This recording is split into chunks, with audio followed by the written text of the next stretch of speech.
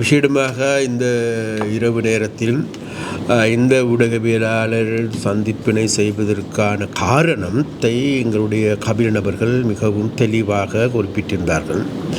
அதே போன்று இந்த ஊடகவியலாளர் சந்திப்பிற்கு விசேடமாக எங்களுடைய மாகாணத்தின் ஆளுநர் வேதநாயகன் அவர்கள், அதே போன்று எங்களுடைய மாவட்டத்தின் பாராளுமன்ற உறுப்பினர் ஸ்ரீ பவானந்தராஜா அவர்கள், அதே போன்று யாழ் மாவட்ட ஒருங்கிணைப்பு குழுவினுடைய இணைப்பாளர் தோழர் கபிலன் சுந்தரமூர்த்தி அவர்கள் இந்த ஊடகவியலாளர் சந்திப்பில் கலந்து கொள்கின்றோம்.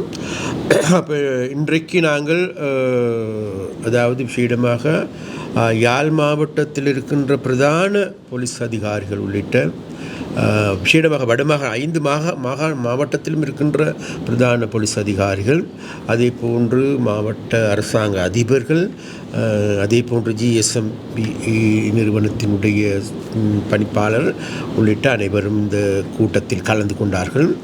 அப்போ இந்த கூட்டத்தின் பொழுது பல்வேறு முடிவுகள் எடுக்கப்பட்டிருக்கின்றது. அப்போ இந்த கூட்டம் என்பது இன்றைக்கு முதலாவது கூட்டம் அல்ல, இது 6வது கூட்டம். இந்த 6 கூட்டங்களிலும் நாங்கள் தொடர்ச்சியாக பேசிக்கொண்டு வருவது வேறு எதுவுமல்ல, இந்த மண் கொள்ளையர்கள் இருக்கின்றார்கள், மண் மாப்பியா இருக்கின்றது. அப்போ இந்த மாப்பியாக்காரர்களிடமிருந்து எங்களுடைய மண்ணை பாதுகாத்து கொள்ள வேண்டிய தேவை இருக்கின்றது. ஆனாலும் கூட இந்த மாப்பியாக்களுடைய விளையாட்டு தொடர்ந்த வண்ணம் காணக்கூடியதாக இருக்கின்றது. அதனுடைய தொடர்ச்சி கடந்த காலங்களில் எங்களுக்கு தெரியும், 6 கொலைகள் இடம்பெற்றிருக்கின்றது, 6 மனித உயிர்கள் காவு கொள்ளப்பட்டிருக்கிறது. கடைசி நேரத்தில் இன்றைக்கு ஆட்டத்தின்னு மாட்டத்தின்னு கடைசி நேரத்தில் இன்றைக்கு போலீஸ்காரர்களையும் தின்னுகின்ற நிலைமைக்கு அல்லது கொல்லுகின்ற நிலைமைக்கு இன்றைக்கு இந்த மாப்பியாக்களுடைய செயற்பாடு வந்திருக்கும். அதனால் போலீஸ்காரர்களிடம் நாங்கள் கேட்டுக்கொண்டோம், எல்லா போலீஸ்காரர்களும் அல்ல, அதாவது இந்த மாப்பியாக்களுக்கு பின்னால் போலீஸில் ஒரு சில மாப்பியாக்களும் இருக்கின்ற ஒரு சில மாப்பியாக்கள். அதனால் அந்த மாப்பியாக்களுக்கும் இன்றைக்கு அவர்கள் புரிந்து கொள்ள வேண்டும், இதற்கு பிறகு நாங்களும் இதற்கு பின்னால் இந்த மாப்பியாக்கள் பின்னால் ஓடுவோமாக இருந்தால் நிச்சயமாக அதனுடைய விளைவுகள் இதைவிட பாரதூரமான ஒன்றாக அமையும் என்பதை அவர்கள் விளங்கிக் கொள்ள வேண்டும். அதனால் உடனடியாக இதற்கு எதிரான நடவடிக்கைகளை எடுங்கள் என்று நாங்கள் மிகவும் ஆணித்தரமாக போலீஸாரிடம் நாங்கள் கேட்டுக்கொண்டோம்.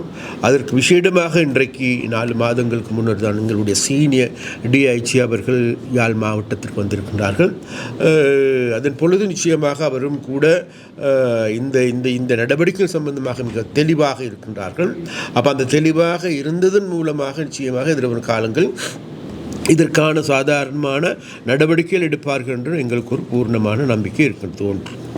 அதே போன்று நாங்கள் கடந்த காலத்தில் விசேடமாக கிளிநொச்சி மாவட்டத்தினுடைய அரசாங்க அதிபர், அதே போன்று முல்லைத்தீவு மாவட்ட அரசாங்க அதிபர், அதே போன்று எங்களுடைய ஆளுநர் உள்ளிட்ட நாங்கள் எல்லோருமே தொடர்ச்சியாக இந்த மண் பிரச்சனைக்கு, அதாவது இன்றைக்கு 1,00,000, 1,20,000, 1,50,000 வரைக்கும் இந்த மண் விலை அதிகரித்து இருக்கின்றது. அப்போ இந்த மண் விலை அதிகரிப்பின் காரணமாகவே இந்த மாப்பியாக்களும் உருவாகி இருக்கின்றது. அதனால் இந்த மாப்பியாக்களிலிருந்து இந்த மண் கொள்ளையர்களிடமிருந்து மீட்க வேண்டும் என்றால் முதலில் இந்த மண்ணின் விலையை குறைக்க வேண்டும். அப்போ அந்த மண்ணின் விலையை குறைப்பதற்கான பொறிமுறை ஒன்றை தயாரிக்க வேண்டும் என்று தொடர்ச்சியாக பேசப்பட்டதன் விளைவாக இன்றைக்கு விசேடமாக கிளிநொச்சி மாவட்டத்தில் இருக்கின்ற சகல குளங்களிலும் பெரிய குளங்களில் இருக்கின்ற மண் அகலப்படுகின்றது. அப்போ மண் அகழ்வதன் மூலமாக இன்றைக்கு அவர்கள் இன்றைக்கு ஒரு டிப்பர் அல்லது ஒரு கியூப் மண் 7,800 ரூபாவுக்கு வழங்குவதற்கு முடிவு செய்யப்பட்டிருக்கிறது. அதற்கான நாங்கள் கடந்த காலத்தில் டெண்டர் கோல் பண்ணியிருக்கின்றோம். டெண்டர் இன்றைக்கு அவர்களுக்கு கையளிக்கப்பட்டிருக்கின்றது. அப்படி நாங்கள் பார்க்கின்ற பொழுது ஒரு டிப்பர் மண் குறைந்தது 23,000க்கு குறைவான விலையில் பெற்றுக்கொள்ள முடியும். அதற்கான டிரான்ஸ்போர்ட் செலவு மற்ற ஏனைய செலவுகள் எல்லாம் பார்க்கின்ற பொழுது யாழ்ப்பாணத்துக்கு குறைந்தது 55,000 65,000க்கும் இடைப்பட்ட விலையில் இந்த மண்ணை பெற்றுக் கொடுக்க முடியுமான சூழல் இன்றைக்கு ஏற்பட்டிருக்கிறது. அப்போ அதனால் விஷயமாக நாங்களே அதாவது அரசாங்கம் என்ற வகையிலும் அரசாங்க அதிபர்கள் என்ற வகையிலும் அதே போன்ற ஆளுநர் என்ற வகையிலும் இந்த நிலைமையில் இருந்து எங்களுடைய மாகாணத்தை பாதுகாத்துக் கொள்வதற்கு மாகாணத்தில் எங்களுடைய கட்டுமான பணிகளுக்கு குறைவான விலைகளில் மண்ணை பெற்றுக் கொடுப்பதற்கான பொறிமுறையை நாங்கள் தயாரித்திருக்கிறோம். அப்போ அந்த பொறிமுறை இன்றைக்கு எதிர்வரும் நாட்களில் நடைமுறைக்கு வரும். அதுவும் இந்த மாப்பியாக்களை தடுத்து நிறுத்துவதற்கு போதுமானதாக இருக்கும் என்று நாங்கள் கருதும். அது மாத்திரமல்ல, மறுபுறத்தில் நாங்கள் பார்க்கின்ற பொழுது கடந்த 10 வருடங்களுக்கு மேலாக விஷயமாக கிளிநொச்சி மாவட்டத்திலே ஒரு சில மாப்பியாக்கள் மாத்திரமே செயல்படுகின்றது. அவர்களுக்கு பின்னால் அரசியல்வாதிகளும் கூட இருப்பதாகவும் கூறப்படுகின்றது. அதனால் அந்த மாப்பியாக்களுக்கு நாங்கள் சொல்லுகின்றோம், நீங்கள் இது நாள் வரைக்கும் விளையாண்டீர்கள், இன்னமும் விளையாடுகின்றீர்கள், இனி மேலும் விளையாடலாம் என்று நினைக்கின்றீர்கள், மறந்து விடாதீர்கள். இது தேசிய மக்கள் சக்தியினுடைய அரசாங்கம், இது மக்களுடைய அரசாங்கம். அதாவது கிளிநொச்சி மாவட்டத்தில் இருக்கின்ற மக்கள் எங்களுக்கு வாக்களித்திருப்பது, எங்களுக்கு இந்த அதிகாரத்தை பெற்றுக் கொடுத்திருப்பது என்பது வேறு எதற்கும் அல்ல, இந்த மாப்பியாக்கள், இந்த கொள்ளையர்களிடமிருந்து, இந்த கந்து வெட்டிக்காரர்களிடமிருந்து எங்களை மீட்டெடுங்கள் என்று கூறியிருக்கின்றார்கள். அதனால் நிச்சயமாக உங்களுக்கான சட்ட ரீதியான நடவடிக்கையும் எதிர்வரும் காலங்களில் வலுப்பெற போகின்றது. ஒன்று, அதற்காக விஷயமாக இன்றைக்கு நாங்கள் தேடி பார்க்கின்ற பொழுது இவர்கள் கைது செய்யப்படுகின்றார்கள். கைது செய்யப்பட்டு போலீஸ்க்கு கொண்டு செல்லப்படுகின்றார்கள். அது நீதிமன்றத்துக்கு கொண்டு செல்லப்படுகின்றப்போ ஏதோ ஒரு சிறிய தொகை அபராதத்தை செலுத்திவிட்டு விடுதலையாகி வருகின்றார்கள். ஆனால் இப்பொழுது எங்களுக்கு தெரியும், அதாவது முதலாவது தடவையாக கைது செய்யப்பட்டால் 50,000 ரூபாய் அபராதம் செலுத்தப்படும். இரண்டாவது தடவையாக கைது செய்யப்பட்டால் 2 மில்லியன் ரூபாய், 20 லட்சம் ரூபாய் அபராதம் செலுத்த வேண்டும். மூன்றாவது முறை கைது செய்யப்பட்டால் அவர்களுடைய வாகனம் அனைத்தும் பறிமுதல் செய்யப்படும். இதுதான் சட்டம் சொல்லுகின்றது. அந்த சட்டத்தை இதுவரை சரியான முறையில் இயங்குகின்றதா, நடைமுறைப்படுத்தப்படுகின்றதா என்ற கேள்வி இருக்கிறது. அதனால் இது தொடர்பில் எதிர்வரும் நாட்களில் எங்களுடைய சட்டமா அதிபர் அதே போன்று எங்களுடைய நீதி அமைச்சரோடு இது சம்பந்தமாக உரையாடி இதற்கான சரியான முடிவினை எடுப்பதற்கும் நாங்கள் தீர்மானித்திருக்கோம். அதனால் இந்த மாப்பியாக்களுடைய விளையாட்டுக்கு சட்ட ரீதியாகவும் தடுத்து நிறுத்துவதற்கான நடவடிக்கைகள் நாங்கள் எடுப்பதற்கு நாங்கள் தீர்மானித்திருக்கின்றோம். ஒன்று, அதே போன்ற மறுபுறத்தில் இந்த சட்டவிரோதமான நடவடிக்கைகளை தடுப்பதற்காக வேண்டி இனிவரும் காலங்களில் இரவு 12 மணிக்கு மேலாக ஓடுகின்ற உங்களுடைய வாகனங்கள் எதிர்வரும் நாட்களிலிருந்து பகல் நேரங்களில் மாத்திரமே ஓட முடியும் என்கின்ற முடிவு எங்களுடைய வடமாகாணத்தில் நாங்கள் எடுப்பதற்கு இதற்கு ஜனாதிபதியும் கூட இதற்கு ஒத்துழைப்பு தருவதாக கூறியிருக்கின்றார், அல்லது ஏனைய நிறுவனங்களும் இதற்கு ஒத்துழைப்பு வழங்குவதாக கூறியிருக்கின்றது. அப்போ அந்த வகையில் எதிர்வரும் காலங்களில் இந்த மண் அகலுகின்ற பொழுது, மண் கொண்டு வருகின்ற பொழுது அனைத்தும் பகலில் மாத்திரமே இடம்பெற முடியும். அது மாத்திரமல்ல, அவ்வாறு மண் கொண்டு வருகின்ற பொழுது அவைகள் பதிவு செய்யப்பட வேண்டிய இடங்களில் சரியான முறையில் பதிவு செய்யப்பட்டிருக்க வேண்டும். அதே போன்று அவர்களுக்கான லைசன் வழங்குகின்ற பொழுது அதற்கான உறுதிப்படுத்தப்பட்டிருக்க வேண்டும். அந்த லைசனில் எத்தனை மணியிலிருந்து எத்தனை மணியில் வரைக்கும் ஓட முடியும் என்பதையும் சுட்டி காட்டப்படும். அவ்வாறு சுட்டி காட்டப்படுகின்ற அந்த சட்டங்கள் மீறப்படுகின்ற பொழுது அதற்கு எதிரான சட்ட ரீதியான நடவடிக்கை எடுப்பதற்கும் எங்களுடைய அரசாங்கத்தால் முடிவு செய்யப்பட்டிருக்கின்றது. அந்த வகையில் விஷயமாக இன்றைக்கு இடம்பெற்றிருக்கின்ற இந்த கலந்துரையாடல் என்பது மிகவும் முக்கியமான கலந்துரையாடல். அதே போன்று இந்த இவ்வாறான நேரங்களில் எங்களுக்கு தெரியும், போலீசார் ஒருவர் கொல்லப்பட்டதன் பிறகு சாதாரண மக்கள் கொல்லப்படுகின்ற பொழுது அதற்கு எதிரான மக்களுடைய எழுச்சி, கிளர்ச்சி போன்றவை வெகுவாக வெடிக்கக்கூடிய வாய்ப்பு இருக்கின்றது. அதனால் அதையும் நாங்கள் கேட்டுக்கொண்டோம். ஜனாதிபதி அவர்களும் இந்த சம்பவம் கேள்விப்பட்ட உடனே எங்களுக்கு தொலைபேசியில் தெரிவித்தார். விஷயமாக போலீசாரினால் எடுக்கப்படுகின்ற நடவடிக்கை என்பது சாதாரண அப்பாவி மக்கள் மீதான நடவடிக்கையாக இருக்கக்கூடாது. மாப்பியாக்களுக்கு எதிரான அல்லது உண்மையிலே இந்த கொள்ளையர்களுக்கு எதிரான நடவடிக்கையாக இருக்க வேண்டுமே தவிர, உண்மையான குற்றவாளிகளுக்கு எதிரான நடவடிக்கையாக இருக்க வேண்டுமே தவிர மக்கள் மீது அல்ல என்பதை மிக தெளிவாக சுட்டிக்காட்டினோம். அதை நாங்கள் போலீசாரிடம் கேட்டுக்கொண்டும் அவர்களும் கூட மிக தெளிவாக இருக்கின்றார்கள். நாங்கள் சட்ட ரீதியான நடவடிக்கைகளையே நாங்கள் முன்னெடுத்து வருகின்றோம்.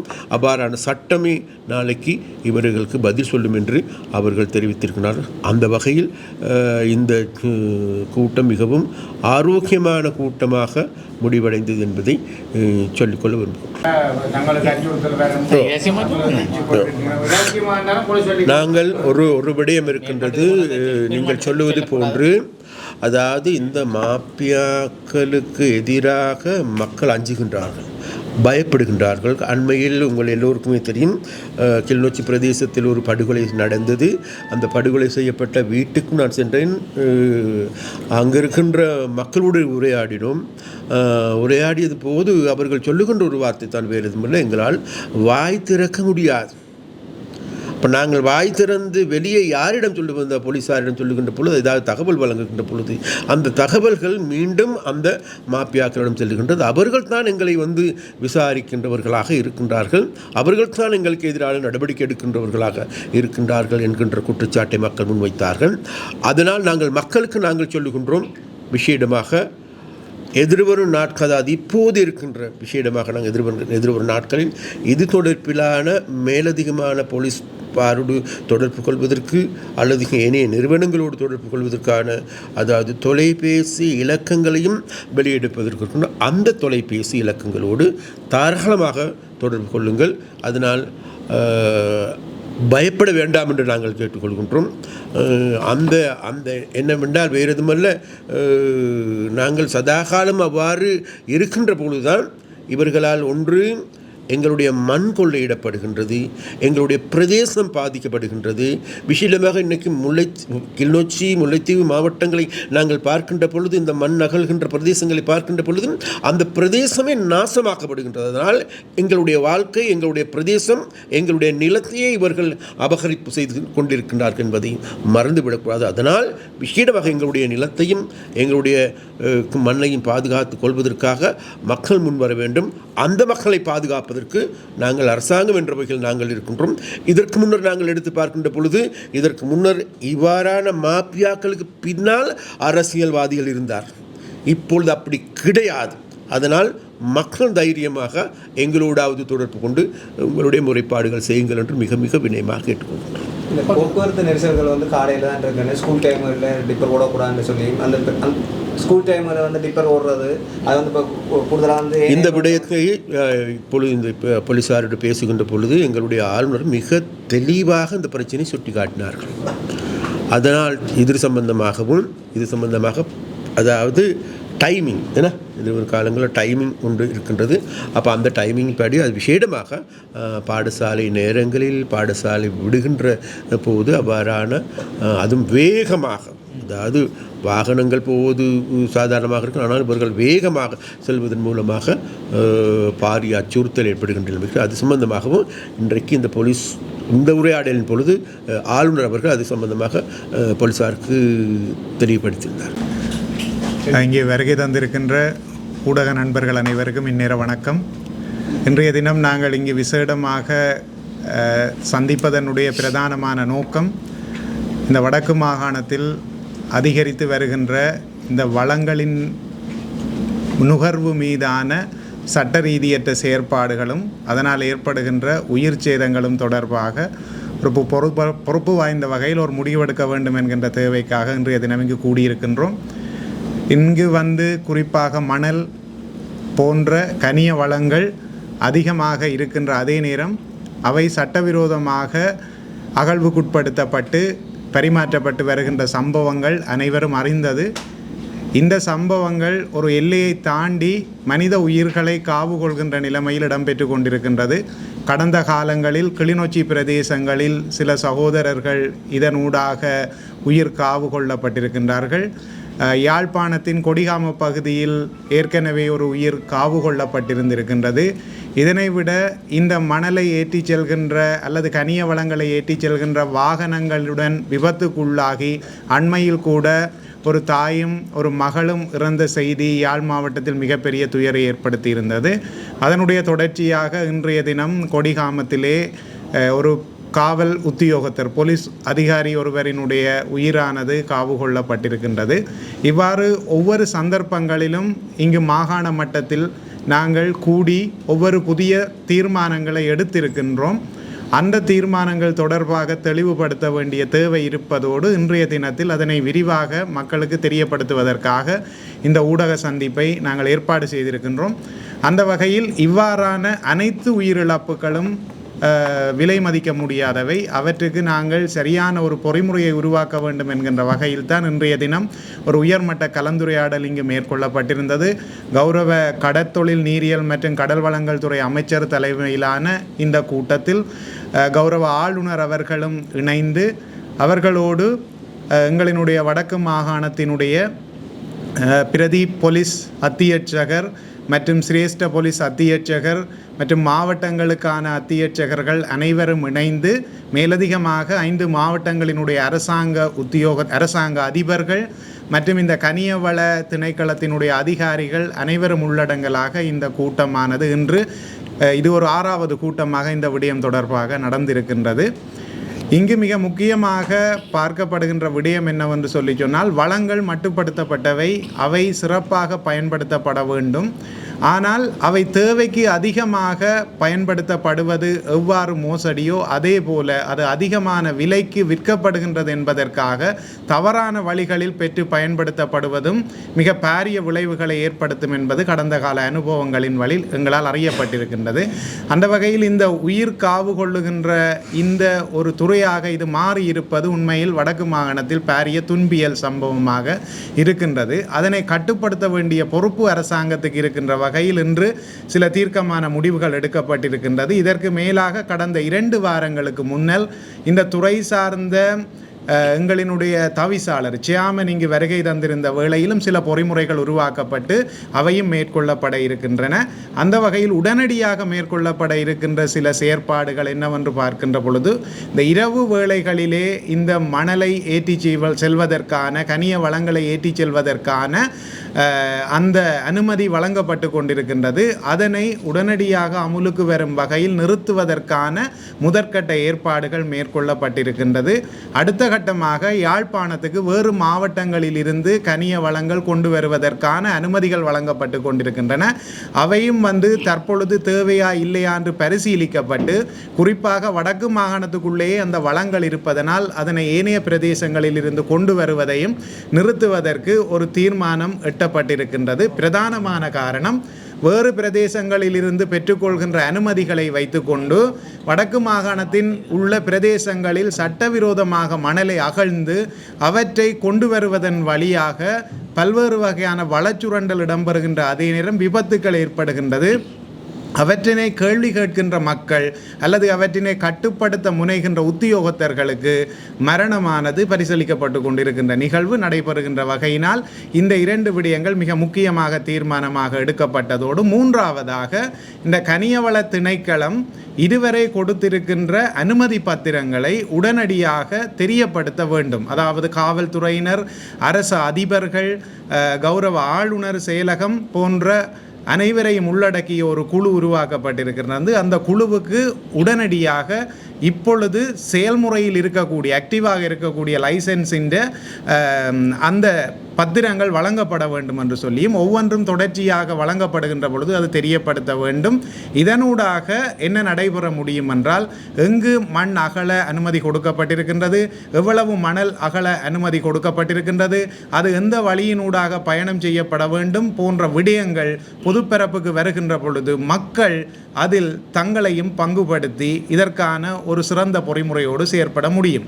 தனிய காவல்துறையினரால் மட்டும் இது கட்டுப்படுத்தப்படக்கூடிய ஒரு விடயமல்ல, அரசு துறையினரால் மட்டும் கட்டுப்படுத்தப்படக்கூடிய விடயமல்ல, மக்களினுடைய பங்கு பெற்றலோடு தான் இது சாத்தியம். ஆகவே அந்த மக்களுக்கு உண்மையான தரவுகளை கொடுக்க வேண்டும் என்கின்ற நோக்கத்தில் இந்த பொறிமுறை இன்று உருவாக்கப்பட்டிருக்கின்றது. இதன் வழியாக மக்களும் ஒன்றிணைந்த வகையில் எங்களினுடைய வளங்களை பாதுகாக்கின்ற அதே நேரம் எங்களினுடைய விலை மதிப்பெற்ற உயிர்களையும் பாதுகாத்து சரியான விலையில் மக்களுக்கு இந்த வளம் சென்றடைவதை உறுதிப்படுத்த வேண்டும் என்கின்ற நோக்கில் இந்த திட்டம் மேற்கொள்ளப்பட்டிருக்கின்றது. நீண்டகால அடிப்படையிலும் ஒரு பொறிமுறை உருவாக்குவது தொடர்பாக கலந்துரையாடப்பட்டிருக்கின்றது. மணல் தேவையானவர்கள், கனிய வளம் தேவையானவர்கள் அரசாங்க அதிபரிடம் அதை விண்ணப்பிக்க வேண்டும். அந்த அரசாங்க அதிபரோடு இணைந்து கனியவள திணைக்களம் மற்றும் ஏனைய உத்தியோகத்தர்கள் இணைந்த ஒரு குழுவினூடாக அது பரிசீலனை செய்யப்பட்டு அந்த பரிசீலனையின் அடிப்படையில் எவ்வளவு மண் எங்கிருந்து எடுக்கப்பட வேண்டும், எந்த வீதி வழியாக கொண்டு செல்லப்பட வேண்டும், அதற்கு கொடுக்கப்பட்ட வாகனத்தினுடைய பதிவு அதிலே பதியப்பட்டு எந்த நேரத்துக்குள் எத்தனை நாட்களுக்குள் செல்ல வேண்டும் என்கின்ற ஒரு முறைமை உருவாக்குவது தொடர்பான ஆரம்பகட்ட கலந்துரையாடல் என்று மேற்கொள்ளப்பட்டிருக்கின்றது. உங்களுக்கு தெரியும், இலங்கை நாட்டினுடைய சட்ட வரைவுகளுக்கும் நிறுவன விதிமுறைகளுக்கும் உட்பட்டு அவை பரிசீலிக்கப்பட்டு அவையும் அமுல்படுத்தப்படுகின்ற பொழுது இந்த வளங்கள் வீணாக சுரண்டப்படுவதும் நீக்கப்படும். அத்தோடு அதனுடைய நுகர்வும் விநியோகமும் ஏற்படுத்துகின்ற இவ்வாறான சேதங்களை குறைக்க முடியும். மக்களுக்கு கட்டுப்பாட்டு விலையில் இந்த வளத்தினை கொண்டு சேர்க்க முடியும் என்கின்ற நோக்கத்தில் இவ்வாறான தீர்மானங்களோடு இன்றைய கூட்டமானது இடம்பெற்று முடிந்திருக்கின்றது. அந்த வகையில் இந்த செய்தி மக்களுக்கு சேர்க்கப்பட வேண்டும். மக்கள் இதனுடைய பிரதான பங்காளிகளாக மாறுகின்ற பொழுது மட்டும்தான் இந்த ஒரு மாஃபியா என்று சொல்லப்படுகின்ற இந்த ஊழல் நிறைந்த இந்த கட்டமைப்பு ஆனது வெளிச்சத்துக்கு வந்து அதற்கான தீர்வுகள் கிடைக்கும்.